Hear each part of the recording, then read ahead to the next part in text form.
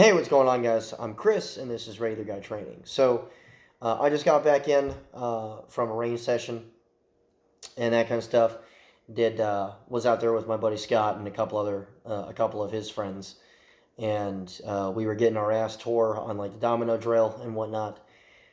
Point is though, is that before my day really started and throughout, I'm getting a lot of people, you know, spreading the word and that kind of thing about Virginia.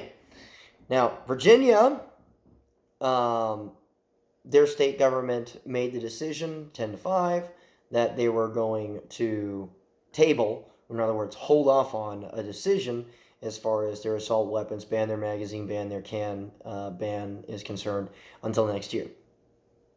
Now, that methodology of thought is actually fairly um, obvious, right? They likely figure that people are going to chill out about it between now and next year, um, not really knowing that we've been at full stop defending our rights every day, all day since 2012. But that's not the point. The point is here is that you know they decided to pump the brakes on this, which is fantastic because the amount of pushback was sufficient to make them rethink what it was that they were doing. Because, you have any real discussion with anybody that's got any real sense, and there was no outcome that was positive for the Virginia state government at that moment, or currently. So that's excellent news. It really is. Because all this really does is buy us more time to gain strength. Now, while it's been held off, and while while some congratulations are absolutely in order, obviously this is still something that we have to keep our ears perked about, and you want to mark your calendars for probably December of next year, because that's when we'll start getting a lot of traction on this again. We'll start talking about it again, that kind of thing, because it's not over. But then again, it never is it? But point is, though, is that yet again, the American people have absolutely spoken. And it's a good feeling. It's a good feeling that, after all of the shit we've been forced to put up with for so long, that we're making some pretty decent progress here as far as stopping tyrants in their tracks with pens. Makes sense? Now, those of you that were at the march and that kind of stuff, my hat's off to you, man. I was teaching class at the time. I had students that were training up, and the whole time while we're sitting there taking class, we are very nervous throughout that day. Turns out it went off without a hitch. I get back at the end of my day and realize, hey, it was totally fine. And tens on tens of thousands of people showed up. And a lot of them from different states and shit too, which is wild. Like, I received photographs from different students that we had come through, our little schoolhouse, that were there together, and participating in this thing. So that was actually really, it was one of those melt your heart type moments, because my buddy Opie decided to mess with my emotions and send me a image of him and a bunch of our other students that are there, saying, a product of your work. And I was kind of like, stop it, making me feel things for once. Point is, though, is that I want to congratulate the people that stood behind this, that didn't do anything other than stand up and fight, that spread the word, that got the messages out, that told people go train, that told people be prepared as far as your voting and that kind of stuff is concerned. Do not comply with unconstitutional bullshit. Show those fuckos that we are not here to fuck around. We are present, and we're telling you no. Right? So, that's awesome. Now, in all of that positivity, okay, I want to address a few certain folk out here.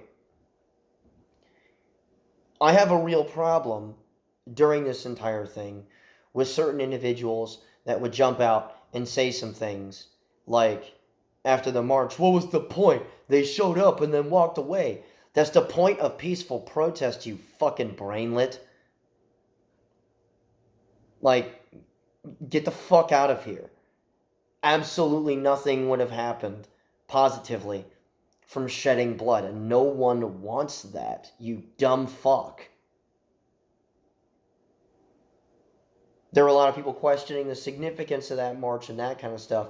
I'm telling you right now, when tens on tens of thousands of people are in your capital telling you fuck off, and they also show up armed, yeah, they had their gay little fencing area where they made sure that people didn't show up with guns, but people took off their guns to peacefully protest, to get on those fucking steps. And then surrounding that are tens of thousands of people that are armed. You know? So those people that went in, they were guarded. Not by any law enforcement agency, other than the police that showed up to support that march. But it wasn't by like a sanctioned law enforcement agency. The law enforcement that was there, that was for the citizens, were holding up banners like everyone else. Those people in that capital that went into that fenced off area without firearms were absolutely guarded, and it was by their own citizens. Okay? This is the first time I talked about that march, because it's like, dude, how many times have you seen peaceful protests in the United States? Peaceful, first of all, is a gigantic set of air quotes that most people will place on a lot of these stupid fucking protests that like Antifa and whatnot would put out and that kind of thing, because violence certainly does break out, and the place is often left a gigantic fucking mess. The 2A community was policing up their own trash, peeling stickers off the road. Best goddamn citizens in the world participated in this, or were cheering them on. Now, there are certainly plenty of you that are nothing but a bunch of bullshit, that are just kind of, that are constantly sitting there like, well, there's no power for us anyway, man, blah, blah, blah. Again, idiots. Okay? And I'm not going to sit here and bash forever on these dumbasses that think that there's no power in the individual citizenry, although if it weren't for the citizenry putting up a legitimate fight, we would have had an assault weapons ban fucking forever ago after the Sandy Hook incident. We would definitely have Hillary Clinton as a fucking president. You would have definitely lost your rights to your First Amendment as well, because when the guns go, so does your speech. And everywhere else, you would have to deal with additional layers of political correct culture, which is really just fascism disguised as manners, right? So, what the fuck are you talking about? You know, those guys that are sitting there like, it's not worth it anyway, because it's not like we have any power anymore. But look at Virginia. If there was nothing that those fucking people could do, we wouldn't be talking about them trying to postpone things. Because you know what it really is. They're afraid of their own citizens, and they should be. Because the citizens employ you, not the other way around. So keep that in mind. Okay? In addition to that, for those of you that spread the word, that are constantly for Pro 2A, that are constantly trying to do this peacefully first, okay? Before anything, we have to do this with pens. For those of you that are continuously trying to push that and feed peaceful solutions and tell these fucking people to absolutely positively go eat a dick about all the stupid shit that you want to do, because that's not how this works in America, right? Don't listen to these fucking morons. Do not pay attention to people that would constantly and relentlessly tell you that what you're doing isn't worth it. Don't. Don't allow these people to discourage you. Don't allow these people to take you off of your goal. And that goal obviously is doing your job as an American citizen. So, I'm going to wrap this up. Okay? Remember, as always, this isn't over. It's not going to be over. Ever. But especially not for the next few years at least. So, pay attention. Keep fighting a good fight. Get your ass outside the house and train, because those government agencies are not going to save you. And if people decide to get extremely crazy while their ideology dies, you have to be way better than them. And on top of all of that, don't stop.